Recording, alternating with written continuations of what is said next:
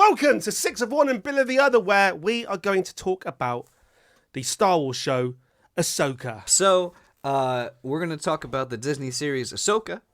And what's interesting about it, I think, is that Six over here has not seen Rebels. He has not watched Clone Wars. So he really doesn't know who most of these characters are. I have watched Rebels. I have watched Clone Wars. And so we're going to I have no idea what he thought of the show. We talked about we were going to watch it. So we're going to go over it. And I'm curious to see how much of it he understood, having not seen any of the supplemental material. And I guess we're going to give our opinions on the show. I guess I'll start. Well, you know what? I'll throw it to you because I think it's more interesting because you didn't see any of the other stuff.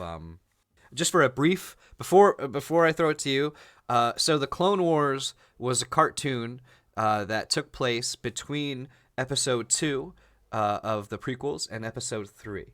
And I have positive and negative thoughts. I think the biggest positive for it, and I think for a lot of people, is the movies by themselves felt really incomplete, especially Obi-Wan's relationship with Anakin and Anakin's sort of rise and fall, because it felt like he was always sort of a bad guy in the prequels, and then he became more of a bad guy. Where what the Clone Wars as a cartoon did is it showed him sort of as a heroic figure with some flaws, but you got to know him better. You got to know his relationship with Obi-Wan Kenobi better, and you got to meet Ahsoka for the first time. So Dave Filoni, I hope I'm getting his name right, who came up with the series, The Clone Wars, and also came up with Ahsoka. He introduced the character of Ahsoka early on in the Clone Wars, and she was very sort of kid-friendly, and everyone hated her when he first introduced her. There was a lot of backlash towards it. She was Anakin's apprentice. And over time, though, throughout the show, she grew, and people grew to love her. And I would say she's a much more popular character amongst Star Wars diehards than, say, Rey in the sequel trilogy and others. She really, is one of the most beloved characters. So it was a tough task to bring her into live action. Then Rebels takes place from... I guess it's pre-New Hope, but it's when the Empire takes over, and they sort of act as a rebellion, and they don't make it all the way through to the Return of the Jedi, and you sort of see why in this show, and obviously we're going to be talking about spoilers, so, a lot happens in Rebels. The whole team, Sabine Wren, and Ezra, and all of them, you meet in Rebels, so they have a whole history and backstory, and I won't go too much into that. But again, I'll say I think when Rebels first came out, people didn't like it and then grew to like it as it went on. So, with that brief description, or as brief as someone who talks as much as me can make it, what did you think of the series Ahsoka? I quite liked it. Yeah. Yeah? Thank you very much. And goodbye. All right, thank you. Good night. It's funny. I am a Star Wars fan because when I was a kid, I watched like nothing but Star Wars. And when I was a kid, I had Star Wars pajamas. And funny enough, as an adult, I still have Star Wars pajamas. But I haven't watched, like Bill said, I haven't watched any of these extraneous, whatever, extracurricular activities. So I've only really watched the 9 main movies. And this is the first time I've delved into these kind of series that have been put on Disney or whatever, and overall I really liked it. I was quite surprised. Why am I surprised I liked it, Bill? What? Okay, I've got lots of like real overall points, but they're mainly about like the Star Wars universe really that I've got issues with. I've got nitpicks, and I enjoyed it also, but I have a ton of nitpicks also, and there's things that I really loved, but there's things that made me laugh a lot too. What? Let me just. I'm going out of order on my list of things to talk about, but okay. I've put here, right, when it comes to Anakin Skywalker, I've got it's, to me, not having watched anything but the main films, I feel he's got overall, he seems to have a confusing story arc. It's like you said, in the films, a kid, he meets up with Obi-Wan, he gets trained, and then a few things happen, he turns to the dark side, and he becomes Darth Vader, and that's pretty much that. And it turns out in flashbacks and things here that he's got some huge career of being this hero, but that never came across, I didn't think, in the films at all. Well, yes, and I'm and that was completely something confused by it. Yeah, that's something that the Clone Wars did for Star Wars, is it gave him that heroic career where, it's not a tragedy if he's never heroic. And Clone Wars gave him that. And it sort of also introduced, like, his flaws were there, and there were times where you could see shades of what he would become. But, and also giving him an apprentice and putting him in a sort of a big brother figure for Ahsoka gave him, you sort of empathized with him more, and you could see why he was brash and headstrong, but it was something that the movies always needed. So I think if you watch the series, and even him calling her Snips, he had a nickname for her. I thought that whole sequence of him in the flashback was the best thing about the entire show by a long shot. And like, I nitpick a lot of things, and I like the way I do hate CGI Force Land. Like where they're standing on like CGI things. But I think his characterization as someone who is the perfect balance and has that dark side, the way he could like turn it on and be Vader, but also be, he's the culmination of all of it. Not to get too philosophical about it, but Carl Jung always talked about the process of individualization. And part of that was taking what he referred to as your shadow self. So all of the worst aspects of you. And the trick is not to pretend they don't exist, but to acknowledge that they exist and then integrate them into yourself. And I thought they did that really well. You're smiling because I'm getting a little, I think, too heady for a Star Wars I was going to review. As you were saying it, I knew what I was. So as you were saying it, I knew what I was going to do at the end, and I was laughing at my own jokes. I was going to let you say all that, okay. And I was going to say, and also he ran a damn good 100 meters, and he was a mighty fine long jumper. And then you come back and say, sorry, Makira number 6, you're not thinking of the right Carl. So basically, I sniggered throughout what you were saying, and there was That's no right. actual decent punch at the end of it. Yeah, so like you just ruined it, really. I ruined everything. I think you need to say that, right? You say that, but now that you know the rubbish joke I was going to make, you now say that. You say that again.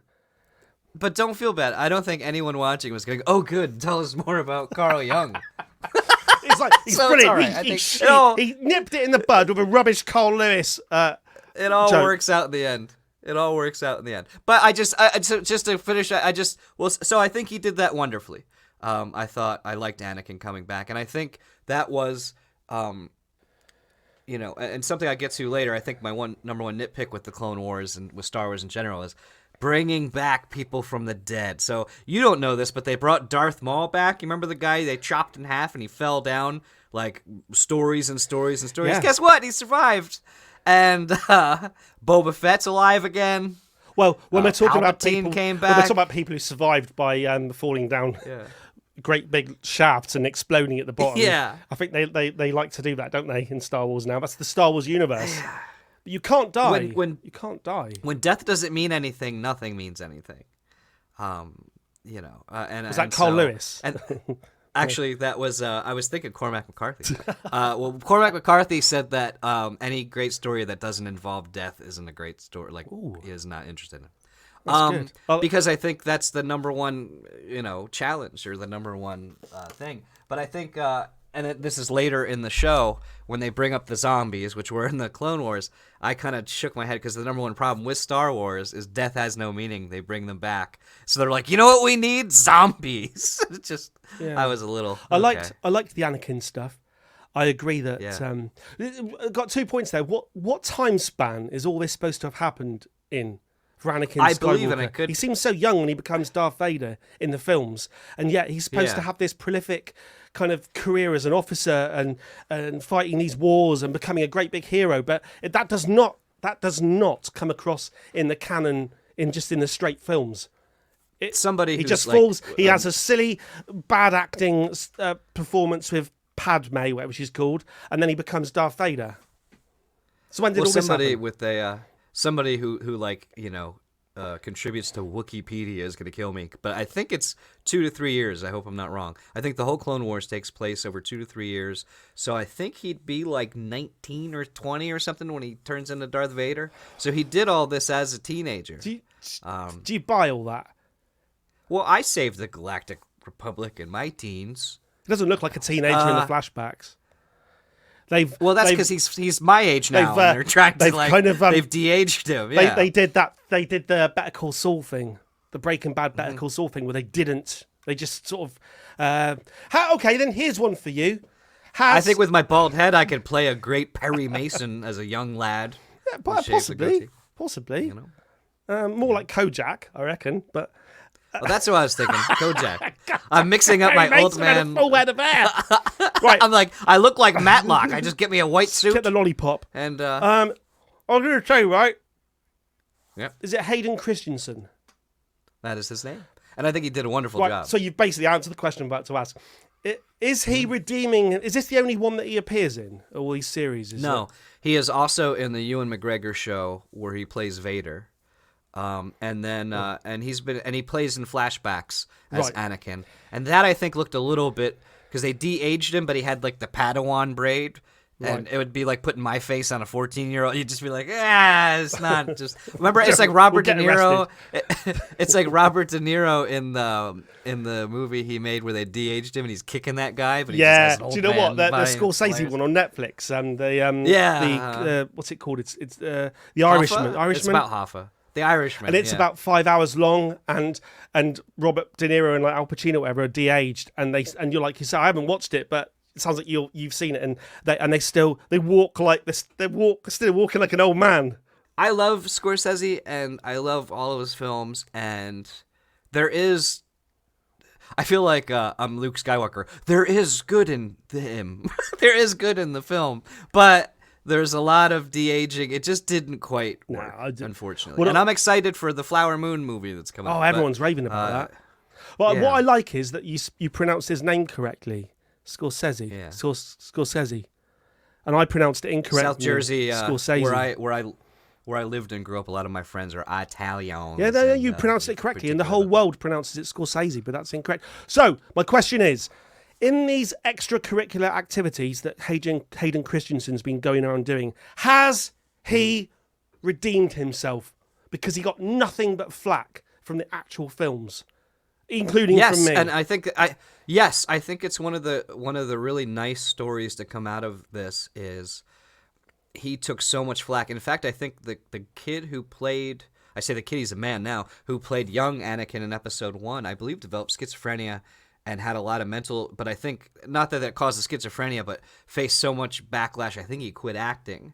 And then Hayden faced a lot, and now I would say he's beloved. And I think part of it is that he's redeemed himself with performances, and I think part of it is, for old guys like us who grew up with the OT, we always kind of frowned on the prequels, but I think for a lot of kids that grew up and those were their Star Wars movies, I think they always loved it.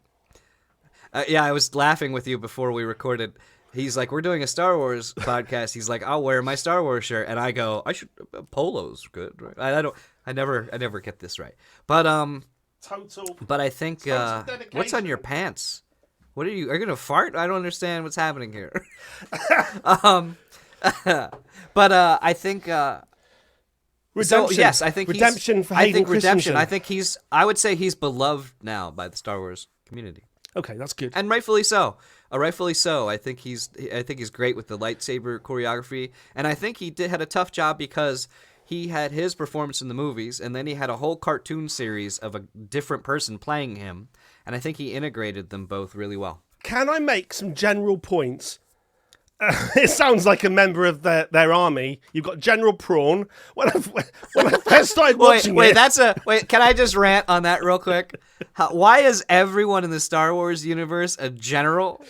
Do you let me in the United States, usually they go to West Point, and then they put them in charge of like 4 people, and they do good, and they put them in charge of a few more, and then you're a general. And I don't imagine them sitting him down to interview for being a general, and they go, "Are you like a plucky problem solver that gets out by the seat of your pants and adventures?" You're a general. And like Sabine Wren is a commander.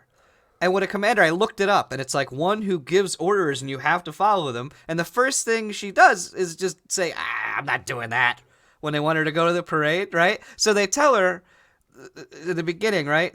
They're like, we got to get Sabine Wren because she's a hero. Get her for the parade. And they're playing like, Yes. it's not the Beastie Boys, Yeah, they did but do it's that. literally the scene from that Star Trek movie where he's riding on the motorcycle and they're playing the Beastie Boys. Yes. It's that, but they just play a different song. Holy And shit. she's like, she's like, I'm not afraid of you, man. And they're like, you got to stop. And here's the thing. Normally, when I was a kid, I would watch Star Wars, and I would imagine if I was in the Star Wars universe, I'd be the most badass Jedi ever. I'd be cool and stuff. Now, I recognize I would be the schlub. So I would be the cop that they would be like, oh, get this. Can you get this girl? And I think we're supposed to be going, oh, she's cool. And I'm just like watching it like, oh, what a piece of, like, why would you make this man do this? And then, so she goes, so, okay, let's imagine the governor, I don't know if they have governors, I guess, in England, he says, go get Mercurial number 6, and you bunny hop the police car with your motorcycle. And she's clearly going, there's one other building on the planet. There's like a tower. There's one. She's going home. She's clearly going there. home. They know where she lives. She just drive right? there. And Yeah, and the guy goes, well, she jumped the car. She went under the car. I guess there's nothing. And I'm telling you, that police officer hates her with the force of 1,000 suns. Like, he gave her that smile, like, yeah, you got me. In his head, he's going, I wish I could just murder you. Right? I wish I could just shoot your bike out of the sky. You know what I find, though? That's really good in a commander. That's what I look for. One who flouts orders is so what I look for. But then they made, right. Hera. They made her a general. Han Solo is a general. Like, what is General general Solo. like? I always think to myself, I think Patton, Solo. General Patton. So, and like flouting orders. You're right, though. If everyone's she's a no, general...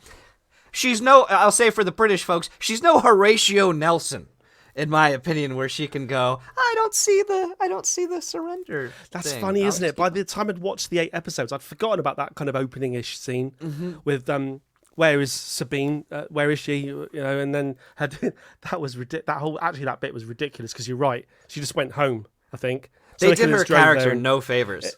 so They did her, and I think all the actors. I think Rosario Dawson does an amazing job as Ahsoka. I think Sabine. I think everybody down the line. Ezra, they nailed. I think everybody. Thrawn is the same guy who did the voice. I think the mayor or the governor is the same guy. But anyway, I think all the actors did fantastic. But the script did Sabine no favors at all. She didn't 'Cause come she's across just as a commander.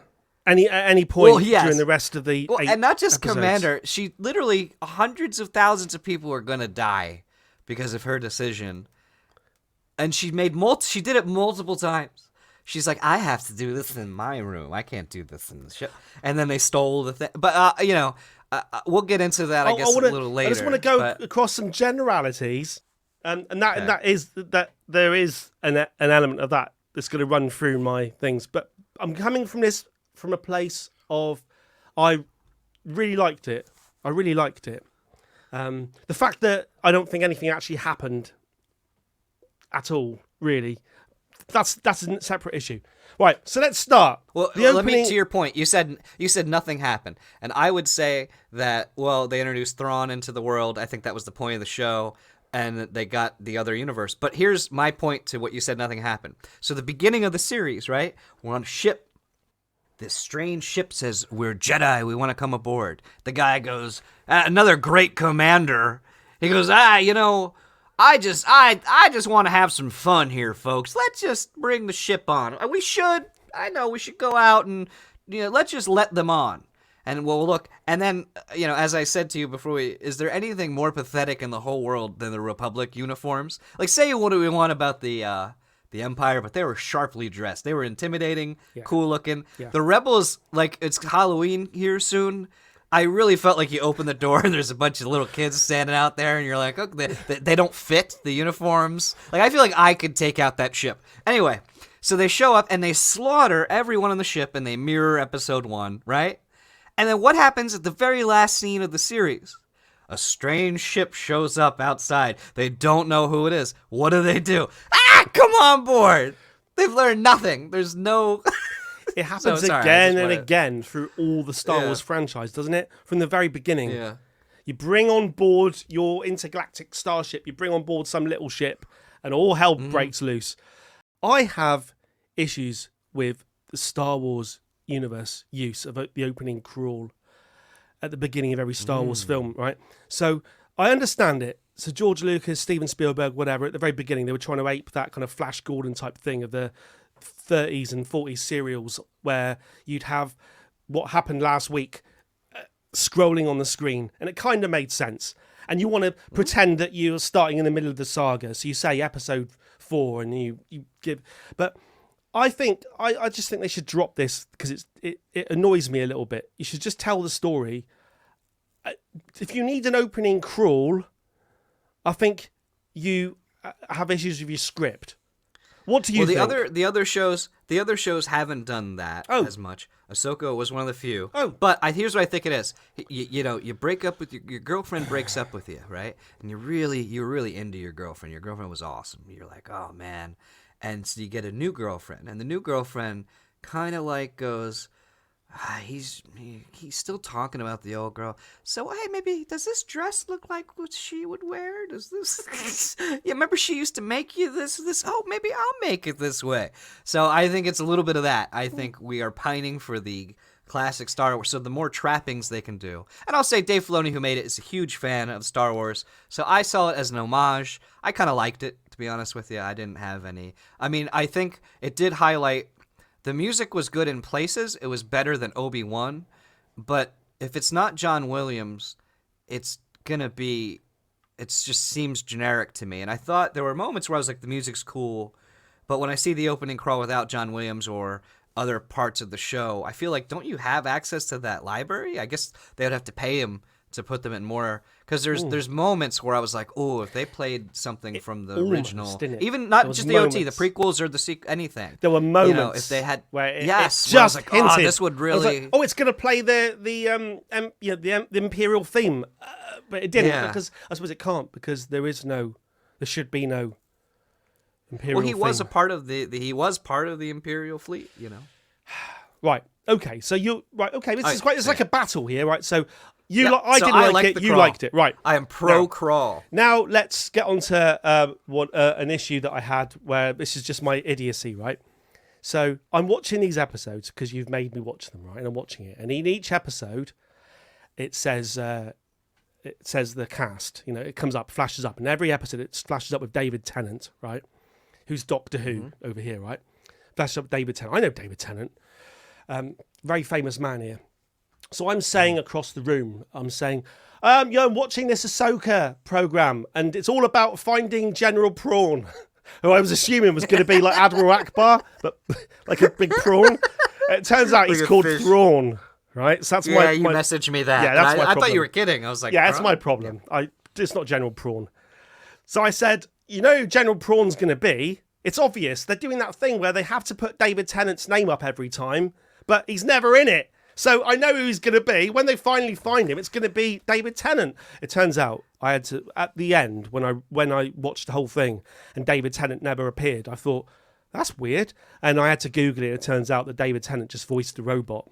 So I felt like a complete and utter idiot. I thought David Tennant played the third Muppet on the mysterious planet. Those Muppets that show up? I thought he played one of those. Oh, yeah. Those ones with the rock house on their back. It's always difficult being a good guy in the Star Wars universe, because not only do you have to defeat the terrifying bad guys, you have to do it surrounded by... You also have to protect 50 Muppets. You've got to team up with a bunch of Muppets. A literal bunch of Muppets. Like, if a guy broke into my house, it would be hard enough to, disarm the guy who broke into my house. It would be even harder if I also had to protect Kermit the Frog and Miss Piggy. You're right. I'll tell you what, now that I've mentioned... he turns out he's called Hu Yang, I think. That's David Tennant, Doctor Who, right? Oh, yes, he is an ancient Jedi robot. Who taught various people as children to build lightsabers as well, turns out. Spoilers and spoilers throughout this. So, what did you think of Hu Yang, the robot? Oh, I had no issues with Hu Yang. I liked Hu Yang as So a did character. I thought Yeah. I thought it was really good. Yeah, I liked him. That was a breath of fresh air from the continued presence of C3PO. Now I'm going to get onto that in a minute. Him showing up at the county Anthony courthouse. Daniels has to get his fucking ass into everything. I didn't like that. Okay, well, let's just mention it now. Right, so C3PO, spoilers, turns up in this. Totally needlessly. As soon as he turns up, I'm like, oh, no, don't do that. Oh, no, he's doing it. Oh, no. What did you think I about think the that? problem is, I think it's the same thing as there's a pilot, an older man, that shows up in The Mandalorian, and he shows up in this, just like C-3PO. Right. And Star Wars does this all the time, because you're supposed to go, oh, 3PO, he's in this universe. I don't either. And the problem is, it feels like this vast galaxy has about 10 people in it. And because the pilot, and then, so that scene you're talking about, I'm assuming there's budgetary constraints, so I won't go too hard on it, but they kind of show up. They're in like a county courthouse, it looks like. So it's like we've seen that galactic where you come down in the pod and the ETs, and you're like, Chancellor Valora might disagree with that. And they're sitting in my county. Like if I didn't pay my parking ticket, they send me to this. There's no windows, right? And they're sitting there. And if you've ever watched, like we talked about the Bob Lazar hearing, or whatever, the UFO hearing, there's very structured, right? Even with the senators, they're like, you have 3 minutes, your allotted time, and okay, I withdraw my request for 2 minutes. So the leader of the universe is talking, and this pilot now I don't know, is he the commander pilot guy? He's just got like a regular jumpsuit on. So he goes into this meeting. It would be like, I'm a mechanic and they call me to Congress. I just walk in, my mechanics, and he's just wearing that. And he just sits down. And then the one senator who's clearly, you're going to find out later, he's working for the bad guys. Like, I hope that he's just incompetent, because I want him to go, that's better if he, but he's going to go, yes, my lord, I have disrupted their plans in some scene. And so he's doing his, like, he's twirling his mustache and he's going, they need to subvert that, don't they? They need to not do that. Yeah, take away the good guys' stuff that they like, because and so then he comes down, he sits down, and then in the middle of it, he's like, hey, you know what I think? And the Supreme Chancellor of the Republic of the Universe goes, oh yes, the dirty pilot in his uniform in the back. What do you think of things? Well, I think she's a go-getter.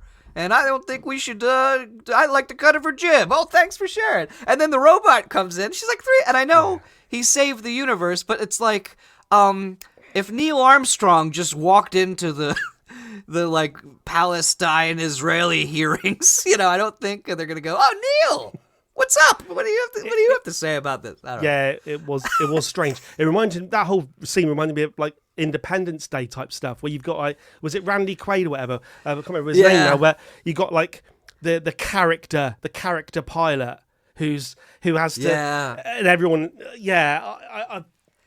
and I just think what really, there was a show called Andor that everybody loved, and Andor was made like hard sci-fi, and what was refreshing about it, and I have to keep this in mind, that this is a children's show, and Andor sort of made the show that you'd want if you were older, if you were our age, where it's like, what's it like living in a fascist state? What would it really be like? What would the gray kind of choices you had to make? And Mon Mothma, it's hard to say, was in that and plays a very intricate, nuanced, subtle character. And here it feels like she's hanging out with the Care Bears a little bit. And I just wish there was just a little bit more thought into like, well, how would this proceeding run? What's the rules of this proceeding? Is this, and maybe they did. To me, it felt like, oh, we got to get this guy to defend. Like, they weren't thinking of that. And it comes across. And I think it's like death by 1,000 cuts. If you don't get these little nitpicks right, what it is you don't believe it's actually happening. It's like, oh, the good guy's a general now, because even though it makes no sense. And I'll say with Hera, I thought she did a great job, but the makeup on her with the green, it brought me back to like Star Trek, where the aliens would clearly just be someone with like makeup on. And to her credit, she won me over, and I think she had a hard battle, because when I don't know, and I'm not a makeup expert, I don't know if it was like not enough contour, because it just looked like a lady with a bunch of neon green paint You Well, know? seeing as I was going to go in order of stuff and that, but seeing as you mentioned her, I'm sorry. No, I'm no, throwing no, it no, off, no. yeah. I was doing generalities, but I kind of got a bit. My C3PO thing was just. I loved that R2D2 and C3PO when I was a kid in the original Yeah. films. I did love them, but I just think I've just had enough. I've even written here Yes. my youth versus f***ing annoying. I'll beep the. They're in everything. It just does my. When I saw just- R2D2 in the finale of Breaking Bad, I was like, this is getting it gets too far. everywhere, doesn't it? The bloody rope. But I blame Anthony Daniels, honestly. I think he's just out there. What do you call it when you're hoiking your wares? He's there with a placard outside every Star Wars production going, let me in! Let me in! Hera. Hera. I really liked her. I've realised now that I do have, seriously, a thing for green women. I'm like, I can't buy it. You're like, I have a crush on her. I really, really like her, and I think, and I googled her, and I've seen her in lots of things before. I now realise, and You did tell me that you had a crush on Yoda. the thing is, that's because he's green. This might be a thing because I googled her and I looked in all the other, and I recognised some of the parts she played in other films, and I realised that I prefer her green. So.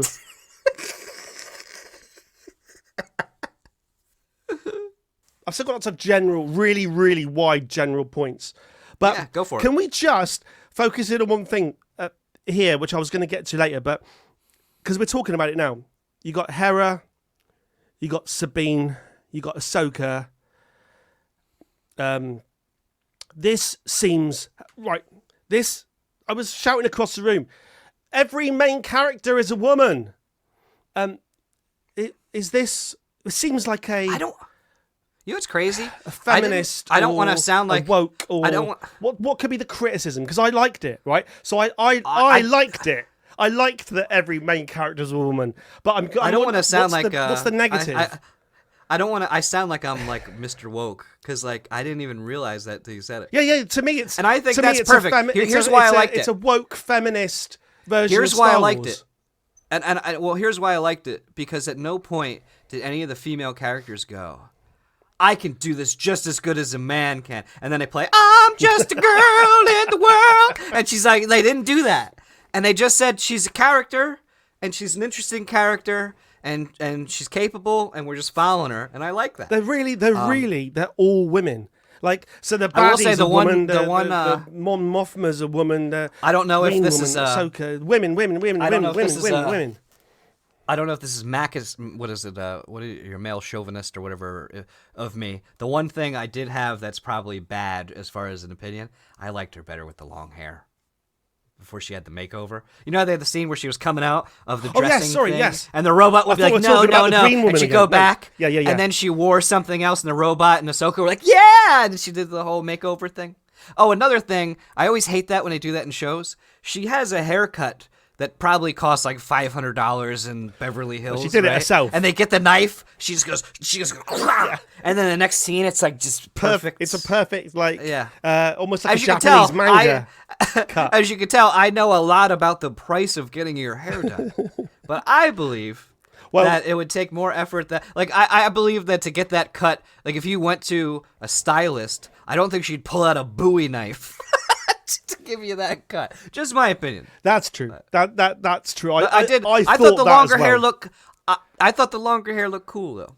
Yeah, I thought that as well. Funny enough, I liked all those main characters, and I liked that they were all women. Well, I just think, and hopefully we'll get to a point soon where you want to include as many people as possible. I get it, and I think that's not a bad thing. But I want to get to the point where we don't have to, where it's just like, this is a good character because they're a good character. It might be a guy, it might be like, when it gets to be the focal point, it's uninteresting. It's like no one wants to be preached to. But when you just make an interesting character, I think people will like them. I think it works. Just make good characters. I saw certain names in the production credits, and the fact it's on Disney, where I was starting to think, oh, hang on, I can see there might be an agenda here. And I can imagine other kind of YouTube channel, podcast type things going on like a woke tirade. I just watched it and I liked it. and I liked all the women characters, and I didn't actually think it was a problem, apart from the fact that I felt the need to shout it out. I think it's all women, and I think to me they're all established characters and other things. Yeah, not to me. That they brought on too. That's what I'm saying. So I think maybe I thought about it less. And my thing is this: it's like I don't care. Just make good characters and don't make it about that. And just make good characters, and I'll follow whoever. I feel the same way with video games. Like there's like Horizon Zero Dawn and everything. Like I don't care that the main character is. Just make them good. Assassin's Creed always annoys me. I think I talked about it because they try to have both worlds, but they don't cater the story, so you have the exact same experience if you're a guy or a girl. And I always thought that was kind of weird. I feel like just go for if you want to have a female lead, just do it. And that's another rant for another day. We are no Jedi. Right. We are no Jedi. Right, so it opens, right? And these two, it opens like all the Star Wars films kind of open. So these two guys come on to the spaceship, and it turns out it's a Jedi who was once a Jedi, but he's not a Sith. Yeah.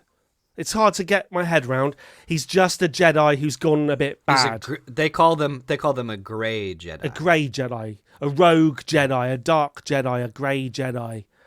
And now, this guy, Balin, this Jedi guy, I thought he was great, right? I was so sure that he was in Game of Thrones, and I was Googling it to see if he was in Game of Thrones or not. At which point I had a shock because he's dead. He passed away. Yeah. So does this? You didn't do your patented. So Mercurial number 6 is for the whole of our friendship over a decade. I guess 15 years, whatever it's been now. He'll do this if someone dies. He'll go, Bill, Balon Scroll, dead. Like that's how he'll break like when your loved one dies. Oh, that's true. So I'm going to go on to another point here, but I was in shock. And then I remembered the actor dying, and I remember at the time of his death, they were saying how he played a Ukrainian gangster or something on Dexter, which I couldn't really remember. And so this is the first time since the death thing I've watched it. I thought he was great, but he's dead. Is that a problem? There has to be a season 2 due to the nature of nothing happening. I think the problem is they left his story open-ended. I think people were almost rooting for him to go out in a blaze of glory. So he's just standing on a cliff at the moment. Yeah. Just standing there. That's it. Maybe that's the end of his story. Maybe that's his plan. His plan was to be able to... some people climb Kilimanjaro or something, and that's like their... Did you notice he climbed a mountain with his own face?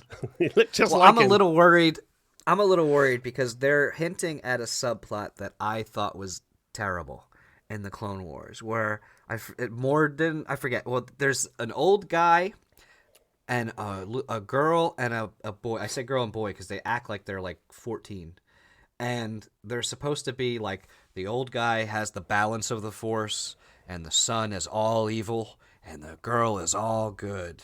And they had like a 3-episode arc where they like wanted Anakin to take over for the father and bring balance, and he didn't. And the girl gave Ahsoka her life force, and they can take over. And it was just bad. They were trying to do.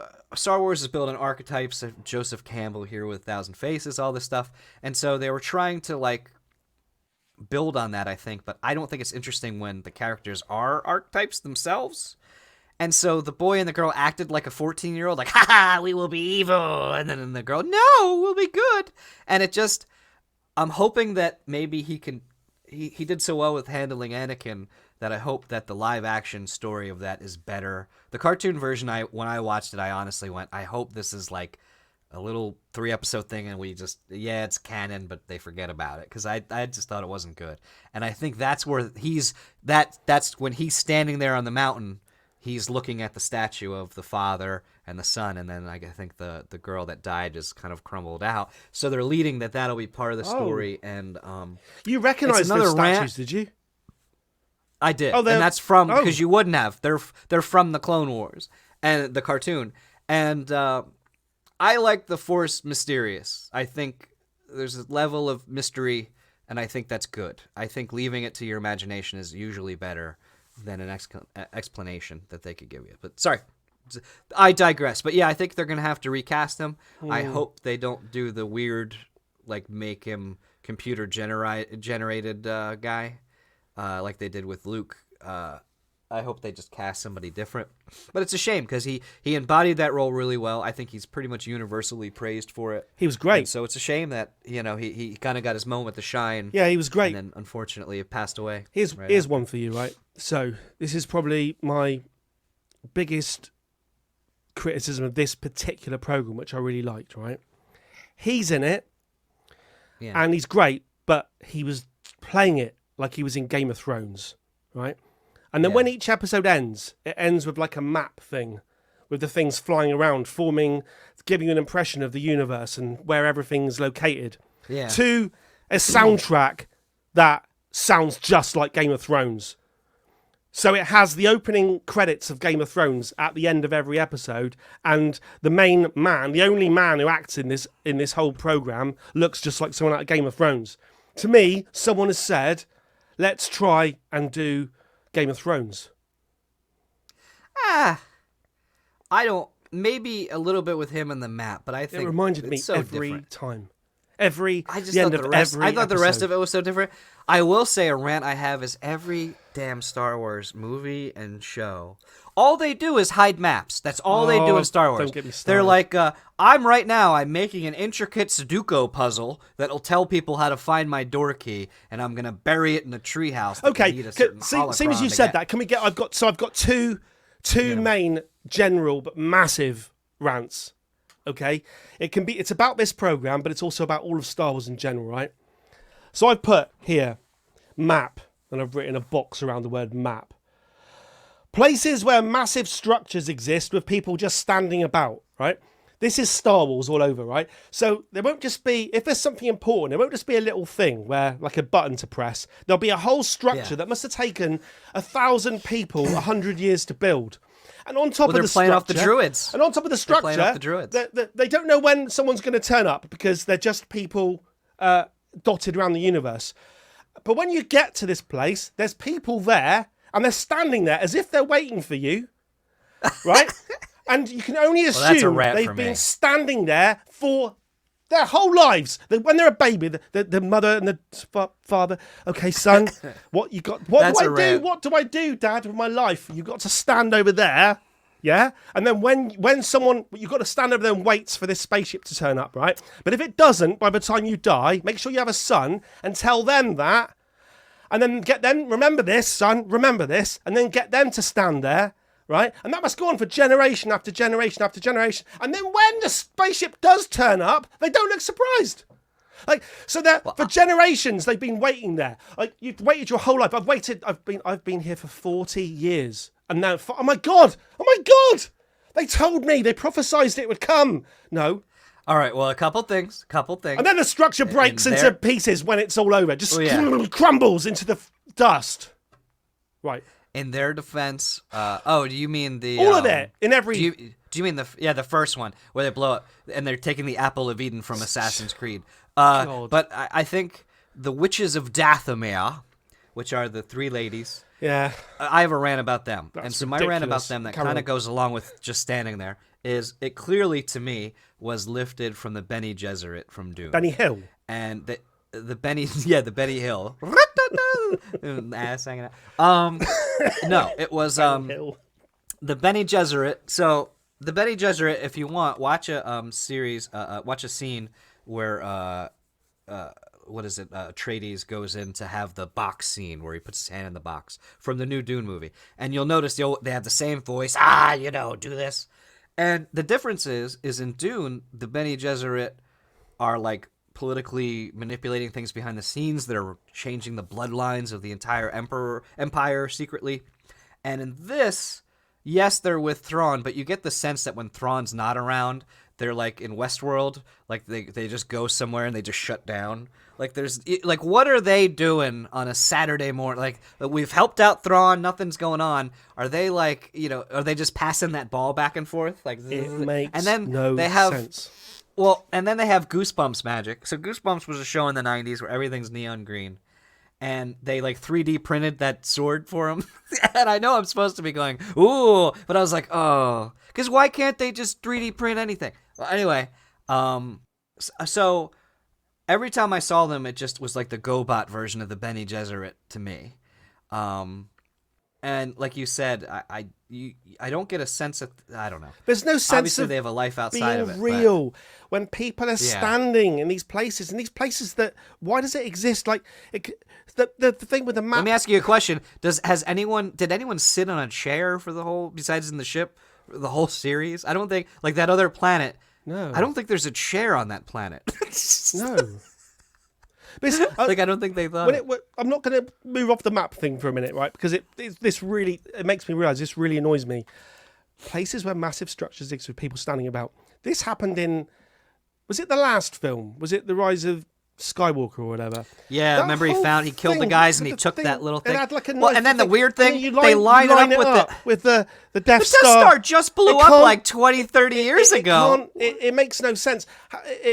Have they ever heard of GPS? They lined this thing up with the thing that's in the water, and then that. Oh, sorry, but to defend the GoBot Bene Gesserit, they were sending out a signal to Morgan Elsbeth to come. So they sort of knew she was on her way. And I will say with Morgan Elsbeth, we're a family-friendly show, so I'll call it Resting Mean Face. That lady could be like, I saved your children's lives. Here's $1 million. Here, have my house. And you'd be like, yeah, okay. Yeah. Because like she just like had that. And then I want to say, if you're in Star Wars and you enter someone's ship and the droids have red eyes, look out. Like, do you think there's a catalog where you're like, no, I'll take the red-eyed? And just another example though of like not quite thinking things through. So they're visiting the shipyard and they go, we had a few HK class droids. So a Star Wars nerd will know HK is a reference to HK-47, who was an assassin droid from Knights of the Old Republic, which took place thousands of years before this.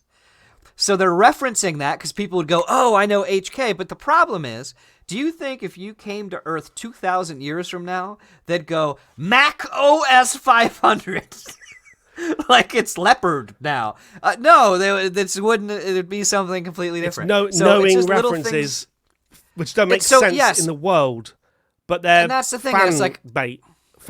So every fiction. time, and again, I enjoyed it. Every time I'm like settling in, they say something, and I go, well, that doesn't make any sense. And I get what they're going for. And I know I'm nitpicking it too much, but it just little things like that. And like the county court, and like you said, the animatronic and the neon green is never, I'm never horrified. Like if you're making a horror movie, neon green anything is never scary. I think CGI.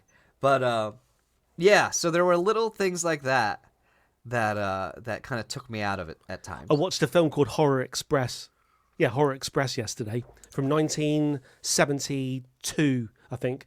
Christopher Lee, Peter Cushing, and the baddie in this film. It's like an abominable Yeti alien thing, and it has glowing red eyes that kill. And I'll probably intersperse you talking with the pictures of that Yeti thing. But you're right. You're right. If somebody's got glowing red eyes, just back away from the cookie jar. Scarlett Johansson was in an indie movie where she was an alien and she'd kidnap these guys. She'd like sort of lure them in sexually, and then she'd take them back to their apartment, and they'd walk into this viscous black liquid, and it would literally pull the skin off of their bones. And I need to watch that. You've just spoiled it for me. Is that Under My Skin? Well, that's not Under My Skin. I want to watch that. Spoiler. Oh. That happens in the first scene. Oh, okay. But what I'm saying is, if they would have changed it where they walked into neon green CGI and the same thing happened, I'd laugh the whole thing through. Yeah, it's just a little choice, and then he did it in the cartoon, and they would zap you with the Goosebumps green stuff, and I just thought like, it's I don't unfortunate. know if I'm having the flesh ripped from my body and there happens to be green neon slime, I'm not laughing. In real life, I'm still finding it horrifying. I would say in real life, it would be a problem. When you're watching a movie and it's clearly a bad effect, yes, you laugh.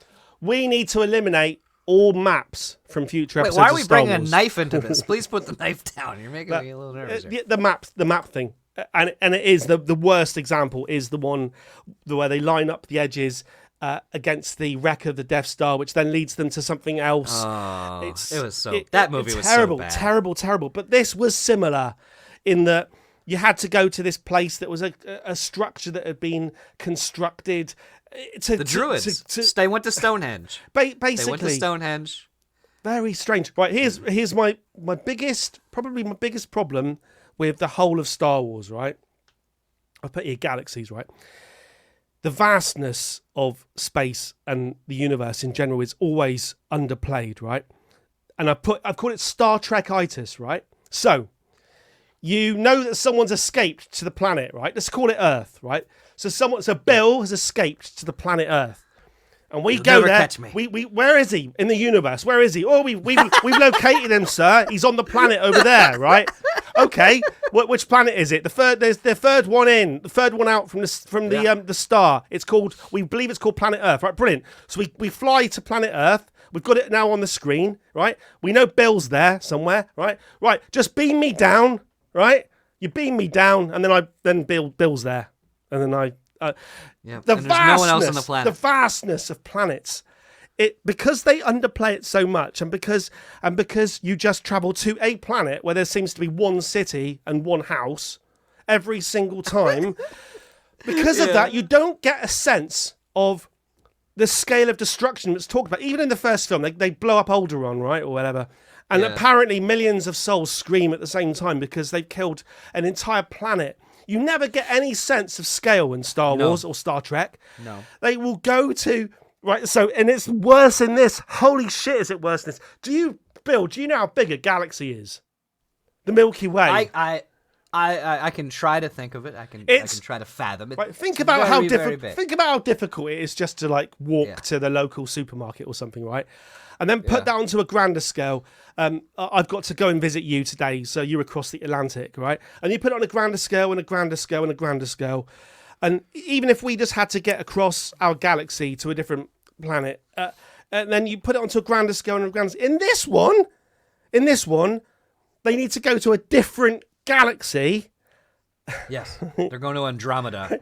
But when they get there, a galaxy. It's a planet. A galaxy, right? When they get there, they're like, jump. Oh, look, there's Admiral Prawn's There it is. spaceship.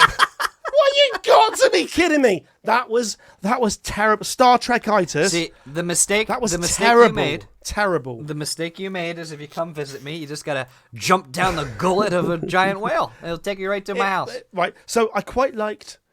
So don't get me wrong. The idea of there's elements there. The whole getting in the whale, and I'm not dissing the whole thing, but I do. This is a big problem for me. The lack of scale in the Star Wars universe. It makes no sense. It makes no sense whatsoever. It's impossible to get your head Do you ever around. think about like Lothal, which is the city from the cartoon, which they recreated well? They sure like white, don't they? Like, you ever notice every interior is like everyone's like, hey, can we have a blue thing? Ah, like I know they were. To be fair, they were in the hospital, but every interior was just completely white. And I get it because if you're designing a show, you're like, I've got to design 7 planets and they're giving me 2 weeks, so this is the white interior planet. You know, I get it. But when you're but if you think about it daily like life, why is it white everywhere? Holy how it makes no sense. It makes no sense, and it's really hard to get your head around. Even things like Grand General Prawn, we know he's out there somewhere, but we're not sure where. Right? Yeah. He's and at some point someone says they don't even know about this other galaxy. It's like I wanted to ask about, as you would say, General Thrawn. Grand Admiral Thrawn. Yes, I have a rant about what did you think of Grand Admiral? Okay, right. This is interesting. Right. So, Grand Admiral Thrawn, Lars Mikkelsen, isn't it? Right. Yeah. Why? So, his choice, because you make a choice, don't you, to play a baddie? To me, he'd done like a choice. He'd done like a Marlon Brando Apocalypse Now type thing. So he's going to play a baddie, and he's going. And he did play him in the cartoon. Oh, too, so this is the first time. So I was expecting it to be David Tennant, and when he turns up, I'm thinking, where the hell's David Tennant then? He's a robot. So he talks. He's very quiet, meticulous, quiet, very one tone, one level, and I really liked that. I thought he was great because there's something even stronger and more evil about someone who's just so calm. He Gus Fringed it. Yes, he Gus Fringed it. He little bit Peter Cushinged it from the first Star Wars. Yeah. I think if you're playing, He's thought of everything. He even has extra pens. Did he have pens?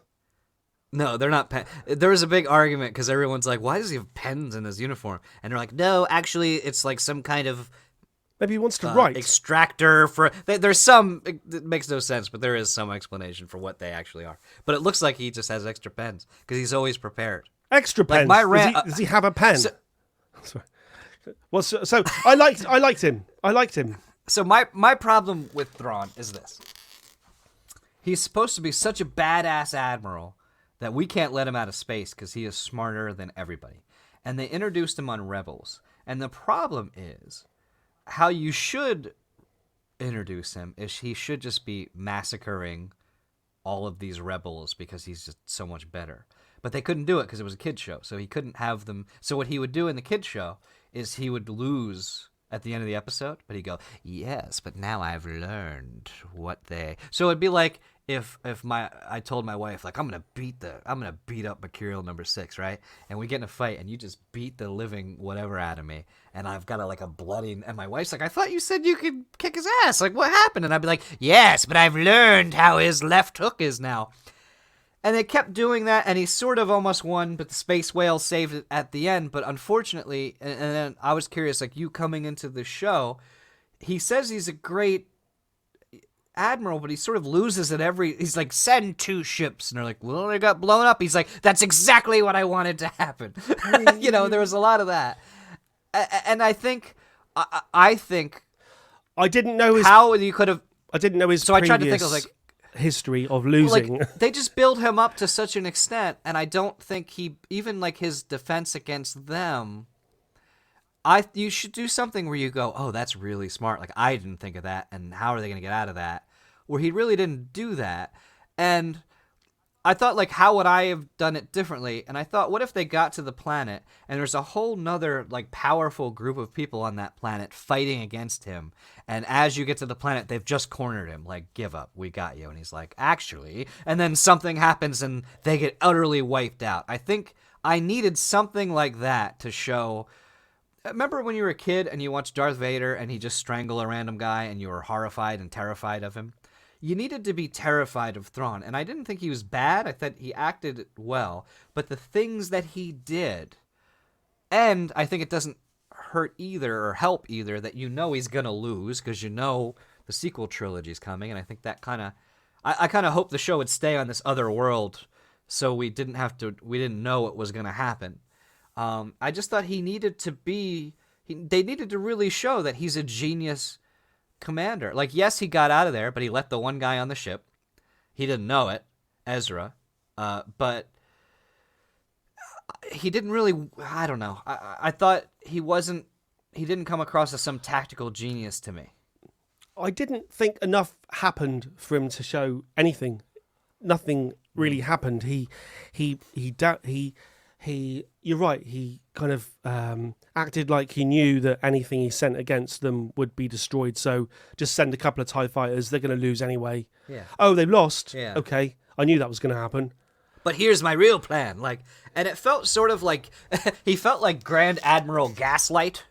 You're right. Like I was being right about it. I was sort of bigging him up. I thought the acting was good, but thinking about the acting was fantastic. About what you've said, as Grand Admiral Thrawn himself, was he as scary? Do you know what? You're right. He was no Darth Vader. In the original Star Wars, Darth Vader just and you can strangling that guy. Yeah. Well, and Gus Fring proved you can be businesslike and unassuming and horrifying. Like when he killed the one guy with the razor blade and you didn't see it coming, and you were just like, huh. And then when you'd feel like, I remember through all of Breaking Bad, and obviously they're very different shows, but you were always scared, like, what is Gus doing right now? He was just such a, and I feel like for Thrawn to really work, you need to be going, oh no. And he they needs always to say own a kill off chicken your- shop. Well, and also they say kill off your dog. prawn. No, a seafood shop. Yeah, seafood. They say kill your darlings when you write. He needed to kill a major main character, or has to at some point.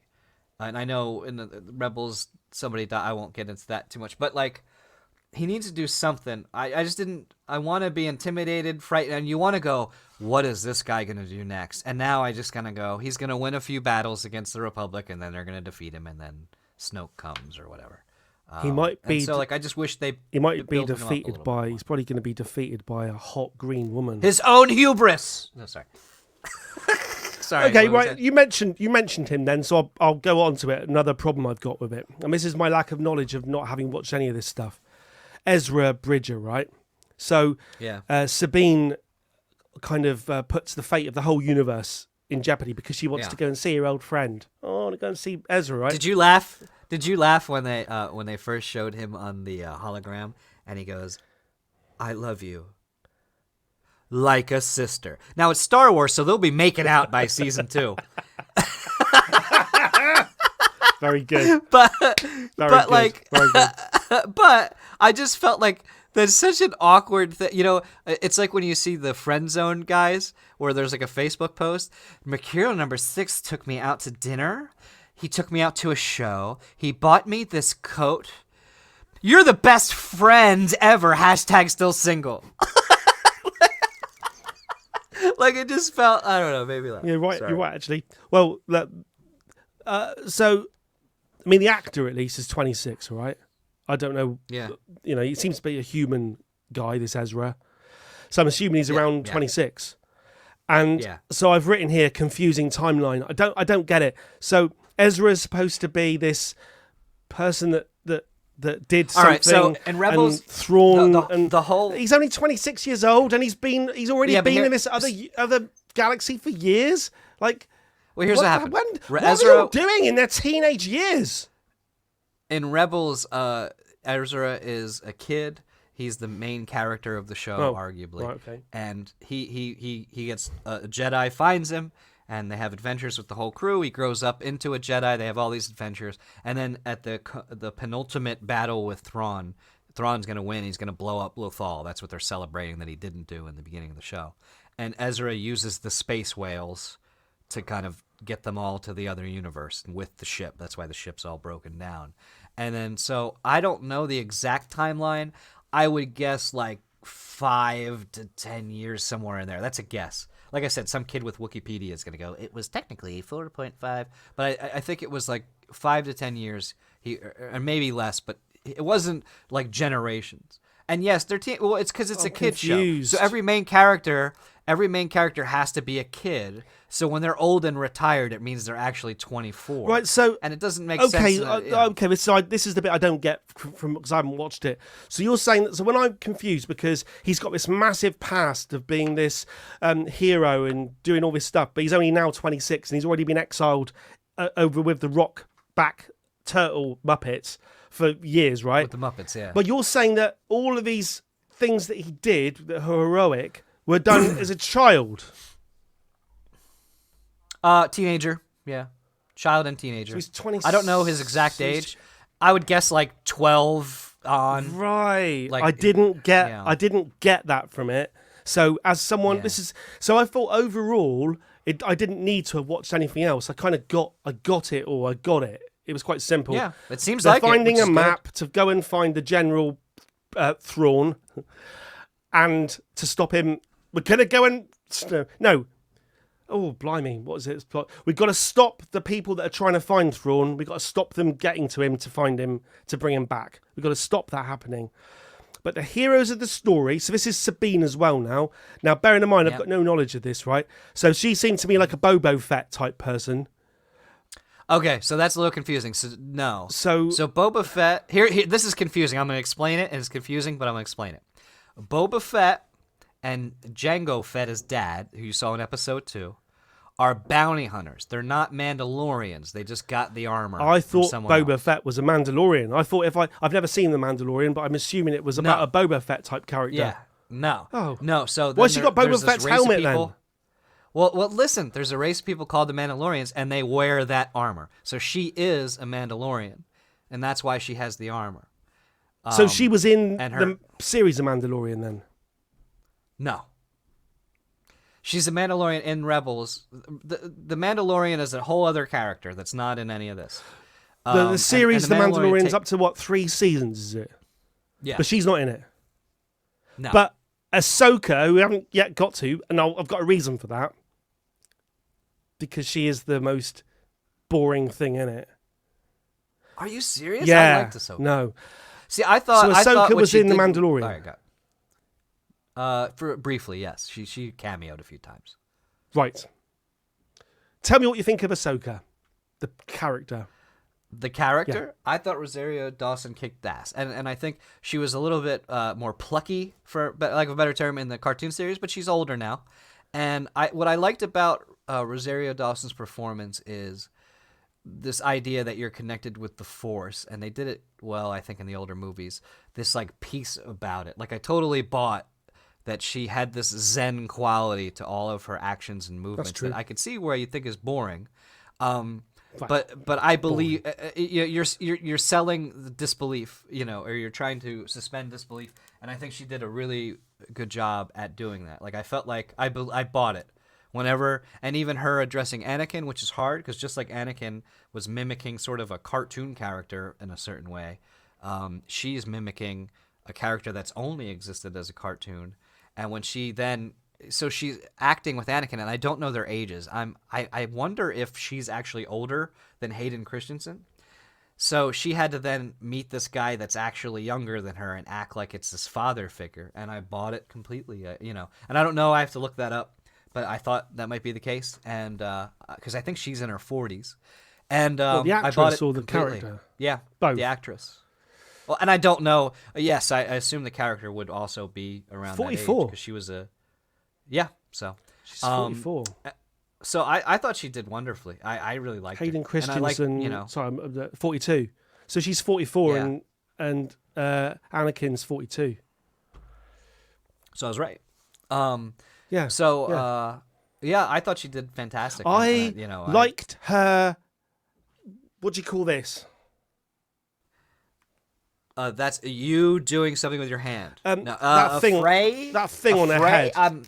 Was that? Is it a fray? It's not a hairstyle. Let's just call it that thing on her head. Was it? It's not a hairstyle. It's Tentacles? like tentacles. Is it tentacles? So is she the same race as Hera? No, she is not. Isn't it's slightly the different. the hot green woman has the same sort of They thing? have doesn't different. she? They have different tentacles. Oh, right. I know. I liked that. I liked whatever the effect they were doing, or the makeup or whatever. I quite liked that. They did. Yeah, they did well. I thought she was. You're right. She nailed the Zen-like qualities of it. Yeah. I thought she was just a little too, I want to say smug. Let me think of a better word. I'm going to go with smug. She had a smug face on the entire time. And if I had been Sabine, I'd have wanted to wipe the smugness off her face. I just imagine a woman at work and she's like, my boss just doesn't, I've tried everything. I'm doing the best. And then the boss is like, I don't like her face. Poor girl's trying her best. No, it's not that. It's not that. It's just a general. Do you know what? I'm gonna stick with smugness. I'm trying to think of another like that kind of quiet calm, and just assessing the situation and giving a knowing call that look. confidence. Confidence is a preference. She's kind of like. Oh, I thought you were going to go into Park Park Life. Life. What? Confidence is a preference. Is What Park is known Life. as Park Life. Park Life. Confidence is a preference. I know I can't help but say it. I can't help but go into Park Life. All the people, so many people, and they all go hand in hand. Hand in hand for a bear, a Park Life. Copyright strike. Sorry. Copyright strike. Yeah, so you see great confidence and you like the character. I saw smugness and I was really happy when she fell off that cliff. Well, I think the difference is too. It's like I've sort of grown up with her. I've seen her become that, Ah, and see, I so I haven't. think there's a different view than when it's like who she thinks she is. Yeah, I didn't. Yeah. So when she fell off the cliff, I was happy. When the guy out of Game of Thrones, when the guy out of Game of Thrones killed her. I'm gonna tell you a secret. You want to know a secret? When a show is named after a character, they're usually around for the show. So they might kill her at the last episode, but like they're not gonna go. Here's the Hulk Hogan show. Sorry, folks, Hulk Hogan dies in episode 2. No, you're right. You're right. When she fell off the cliff, I had a sneaking suspicion she might not die. And Didn't I quite they, liked. I quite liked. Was that show Val or something? And then they called it the Sandra Bernhardt show because they kicked her off. Oh, right, no, sorry. Sounds like Roseanne. Didn't they do that with Roseanne show? When they think they fired tried Roseanne, to. they changed the name of the Yeah. show afterwards. Yeah. I think I'm trying to think whether I did like. So you've done a brave defense of a real smug, irritating character. I don't know about you, but I like strong women. I don't know what you think. I as a show that featured all the main characters are women, and I've already expressed that I liked the show and all of the main characters. If you thought she looked smug, what did you think of Morgan Elsbeth? She was just like oh no, the whole series. preferred her. She's like. Like you say, she was acting like there was a bad smell. Well, and she seemed really nice. Like I saw an interview with her, and she seems like lovely out of that. But yeah, in the show, I quite liked her. Did you need help? Are you feeling down? Do you need a shoulder to cry on? I think I'm willing to give my time so that you can feel comfortable. And you're just like, I don't know. This lady just doesn't seem. I quite liked her. I think they should have called the show Elspeth. Elsbeth. No, Morgan. Yeah, Morgan. Dude, how ridiculous is it that like they did that thing where they made her into a witch and all it does is they inducted her into Kiss. I think that's how you become a member of Kiss. Yeah, just where they do the Goosebumps magic and suddenly you're Ace Frehley. Like just playing, like I thought when they gave her the 3D printed sword, they were gonna give her a bass. And then she was just going to be like, I wanna rock and roll all night. I don't know. This joke isn't hitting as much as I thought it is with you. They gave her a very long tongue. And she just didn't know what to do with it. Here is my biggest problem with the show is Sabine frees Hitler. Right? Hitler is done. He can't... Sabine frees Hitler because she loves this guy like a brother. And here's the thing, that's fine. That's a decision that someone might make. But then what happens is Ahsoka sits down with her, and what she actually says to her, she goes, my mentor always just backed me up, so I got you, kid. I'm with you. Which is a ridiculous thing to say to someone who just let Hitler on the galaxy.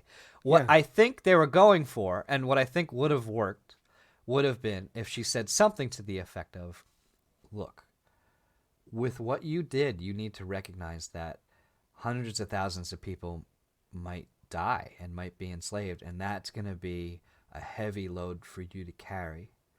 But I just want you to know that I'm with you to the end, and I'm going to help you carry that load. We'll do it together. Something like that is just a little bit different. You should write the script.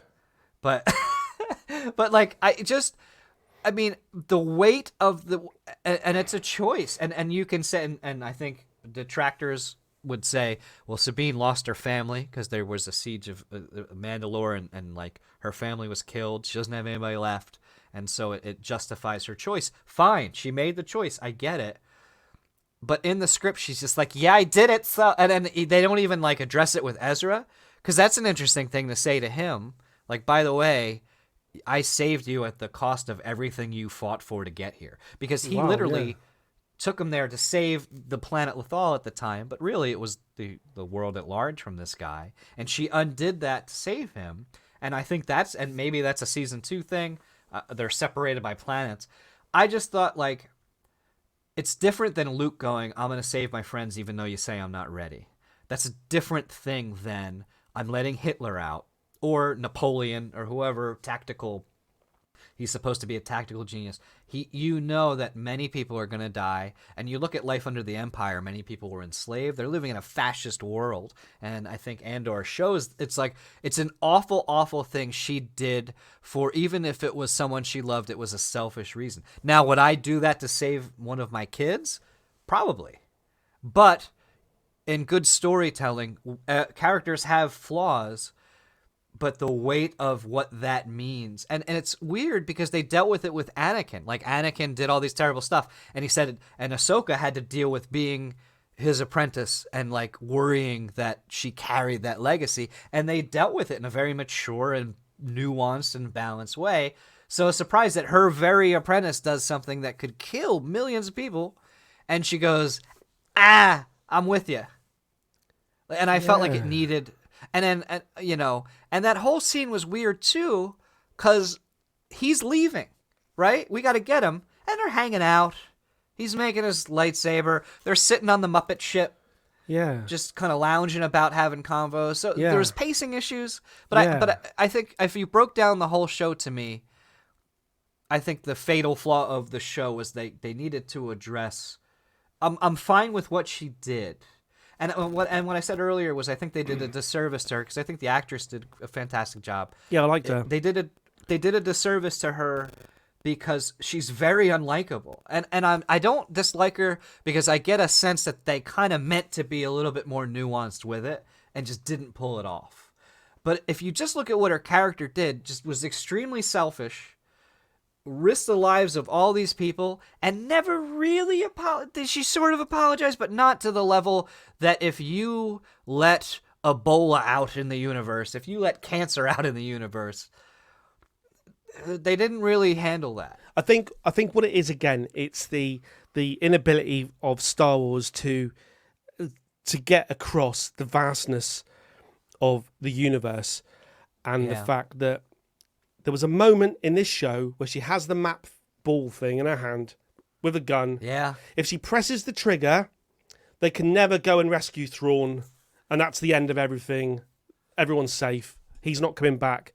She just has to do that. But she's so selfish.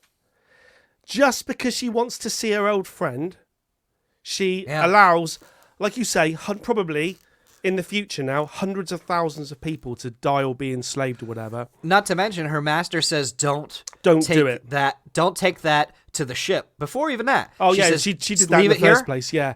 So they wouldn't have even... She caused it all for to happen. And for all she knew there, she already killed her master. Yeah.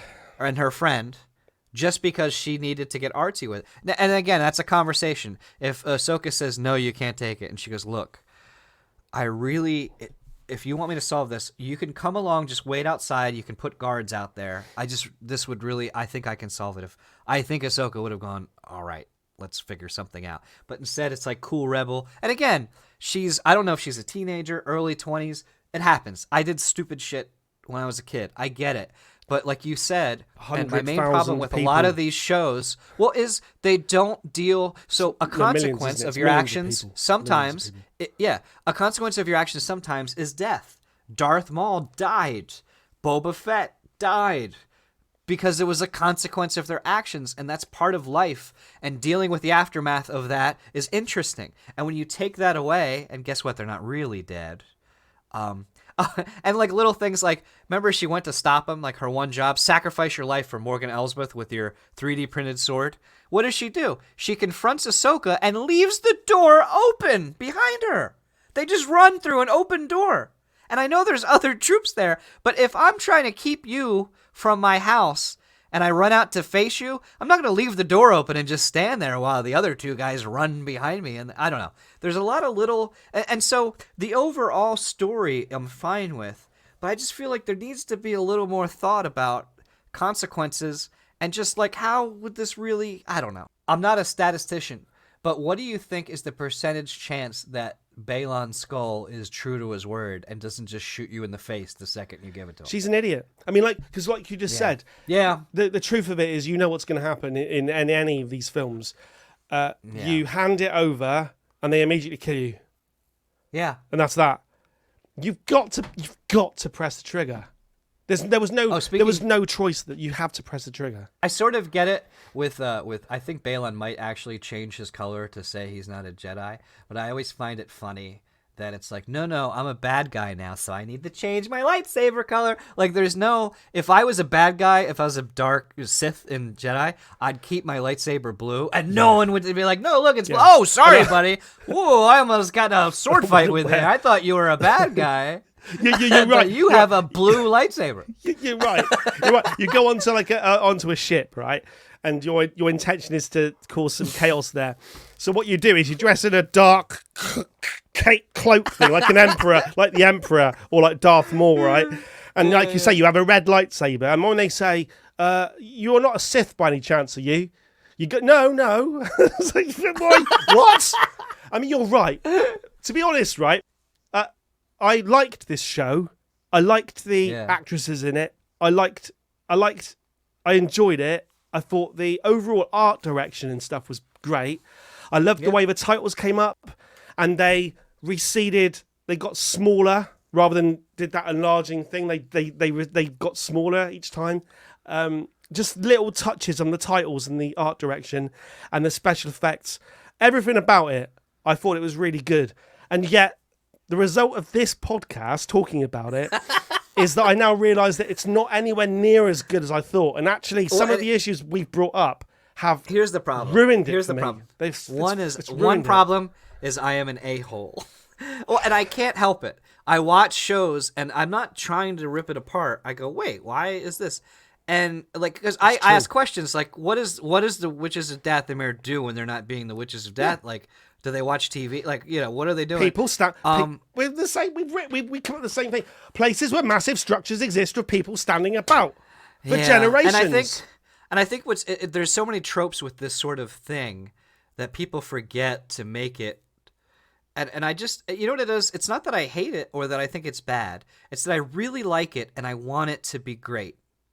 And I feel like with it's close. Like I feel like there's a little more thought. And I think if you saw Close Andor, but no cigar. Well, Andor shows what not it Endor. could be. No, it's not got. It hasn't got Ewoks no, not in Endor. It. And Andor. Well, what's no Andor? Teddy bears. What's Andor? Andor is another series that I mentioned, which is more hard sci-fi, where it's like a regular sort of character. He ended up being in Rogue One, the movie, and it's sort of like if you took. It's like 1984, in the sense of he's living in a fascist state, and it's like there's no good and evil. The good guys do bad things, bad guys do good things, and it's sort of like the closest I've seen in Star Wars to what would this really be like.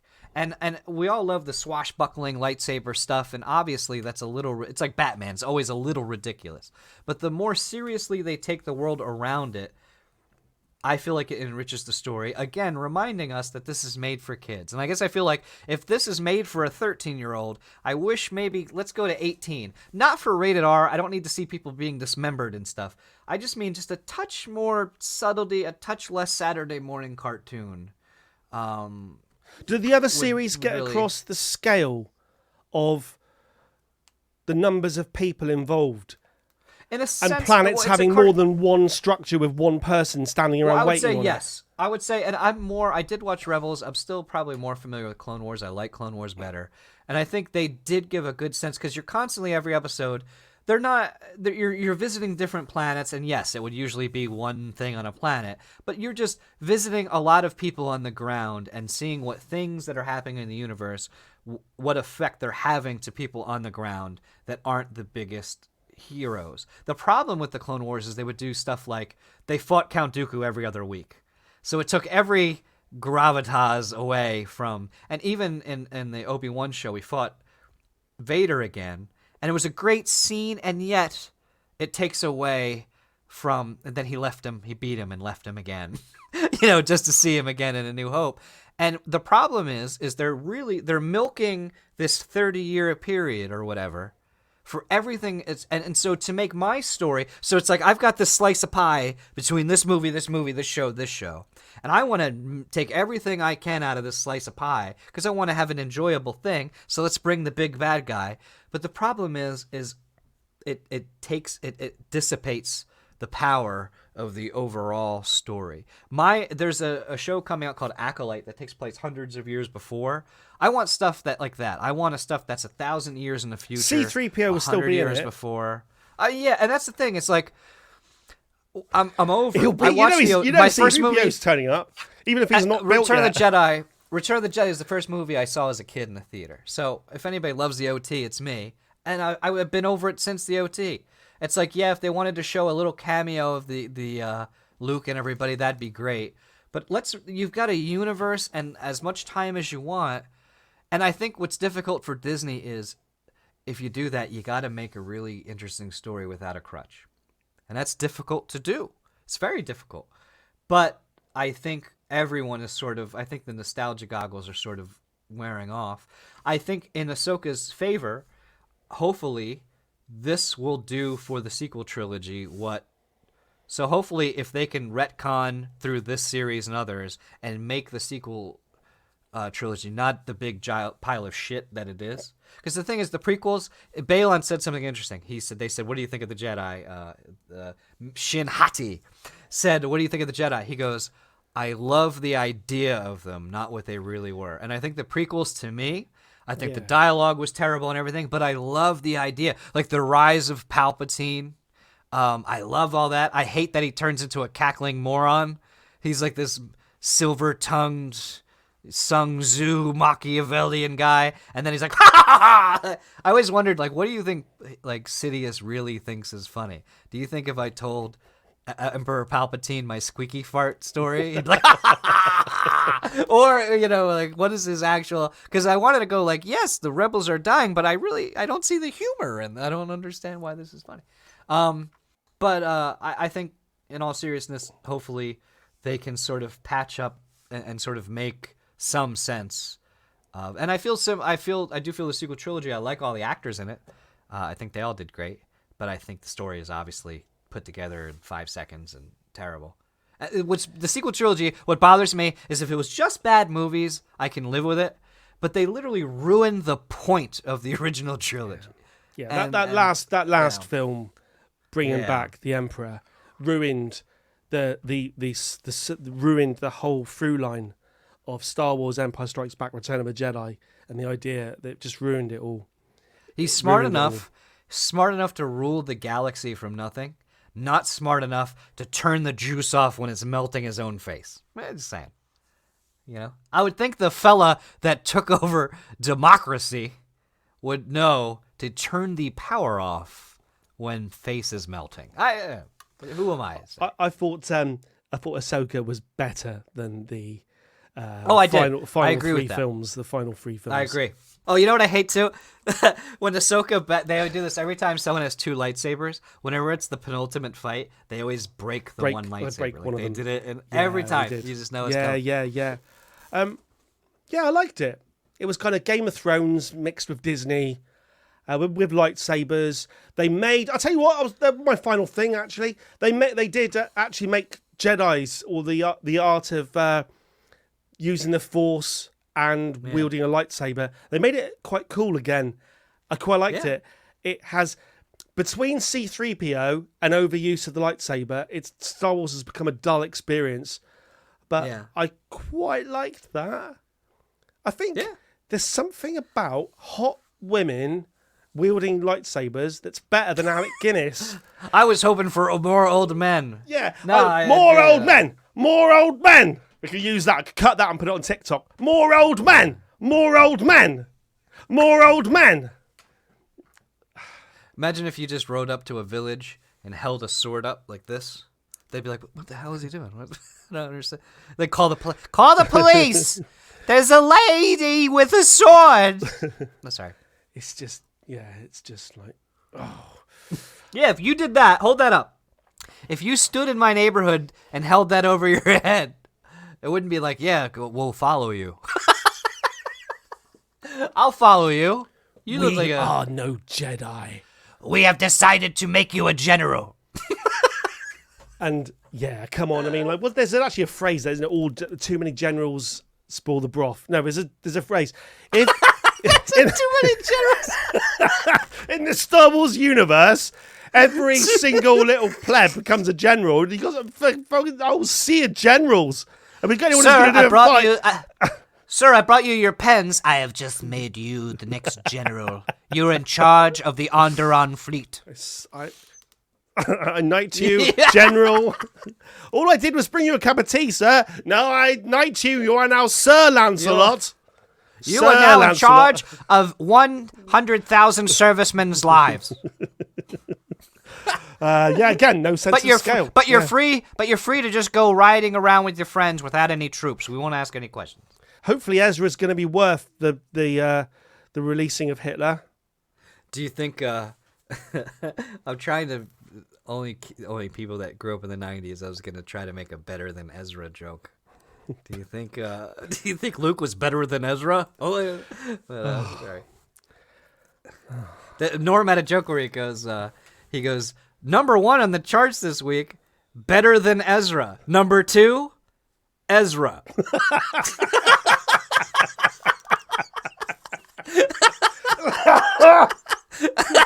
Oh, that's brilliant. We should end on that.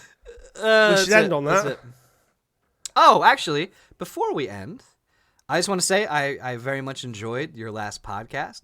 It was what's tough is you were personal and people really enjoyed it. So for the folks at home, he wanted to title the next podcast "My Social Security Number," and I said, "Well, let's not get that personal." I know people enjoyed it, but no, I thought it was heartfelt and deep and meaningful, and we all go through hard times and things, and I thought it was great. Except for that one guy who thinks you missed the point completely. People, there are some idiots. Oh, well, I'll defend you. I'll defend you there. Because I think the idea of having 5 years left, it's not important that you don't know when you're actually going to die. The important part of that is using it as a means to stop and self-assess. And I think that's a healthy thing for everyone to do. I know we're going from a Star Wars discussion to this, but I think it's a healthy thing to do every now and again. Just to stop. Anakin should have done it. At. If Anakin had done it, Alderaan wouldn't have been... Actually, Exactly. Darth Vader was just a minion, really. I always thought he was the big was. baddie, but he was nothing. Peter Cushing. Yeah. Peter Cushing ordered Darth Vader around. He said, get he back did. in your box, Vader. Your religion, you are the last version of your sad religion, or whatever he said to him. Your religion means nothing to me. I don't remember that part. I tend not to insult someone that can strangle me with their mind, but that's just me. That's how I Darth go Vader out. really respected Peter Cushing, didn't he? Yeah. Because he was really like, Vader, get out there and mop the floor. Get your mop out. Because he knew that, because Vader was a commander. And what did he do? Followed orders. Take notes, Sabine. Was Vader a commander, not a general? Do you think Vader would hop over a cop car if Palpatine wanted him for something? I don't think so. It's Vader. And on the stage next, we welcome Darth Vader. He's just on a moped. He's on a moped. Go get him. He's on his moped. Go get Lord Vader. But Lord Vader, again, the parade is this thing. It's like, come on! I don't stand! Take me to the band! Riding on your thing! Vader, they need you for the parade. Oh, I will not stop for your cop car. I'm gonna go to my 1-bedroom apartment on the edge of town. No one will know where to find me.